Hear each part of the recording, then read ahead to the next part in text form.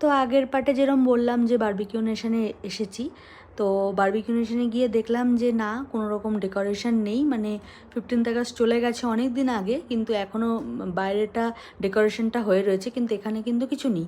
তারপরে আস্তে আস্তে খাওয়া দাওয়া শুরু করলাম। ওই ফার্স্টে দিল হচ্ছে যে চাট থাকে, পালক পাত্তা চাট, পাপড়ি চাট, ফুচকা, আর খুব গরম ছিল। তো অর্ডার করা হয়েছিল যে ফ্রেশ লাইম সোডা আর কোল্ড কফি, ওরিও শেক, এসব অর্ডার করা হয়েছিল। তো মিনওয়াইল সেগুলোও চলে এসেছিলো।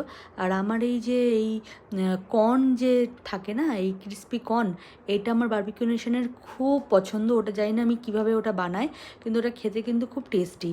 আর তোমরা আমার মাকে একটুখানি কমেন্টে হ্যাপি বার্থডে লিখে জানিও। জানি বার্থডে চলে গেছে, তাও বিলেটেড হ্যাপি বার্থডে উইশ করো। তো তোমাদের কমেন্টস দেখলে আমার খুব ভালো লাগবে, আর আমার মানে খুব খুশি হব আমি যে না, আমার মাকে তোমরা আশীর্বাদ করছো, কমেন্ট উইশ করছো। তো একটুখানি কমেন্টে লিখো, আমার খুব ভালো লাগবে সেটা পড়ে। তো খাওয়া দাওয়া করলাম, আর অনেক কিছুই খেয়েছিলাম। এই ফিশের আইটেম, আর তারপরে ফ্রাইড প্রনস ছিল। আর তোমরা জানো যে যে গেছো বারবিকিউ নেশনে, বারবিকিউ নেশনের প্রনসগুলো কিন্তু খুবই ফ্রেশ থাকে, আর খেতেও কিন্তু খুব টেস্টি থাকে, জুসি থাকে। আর এই যে এটা হচ্ছে আমার প্লেট। আমি অল্প করে বিরিয়ানি নিয়েছিলাম, 1 পিস চিকেন দিয়ে, আর একটু স্যালাড, আর ডিম নিয়েছিলাম, আর একটু নুডলস নিয়েছিলাম, বেশি কিছু নিইনি। আমার মা নিয়েছিল অল্প করে ভাত, আর মাটন নিয়েছিল।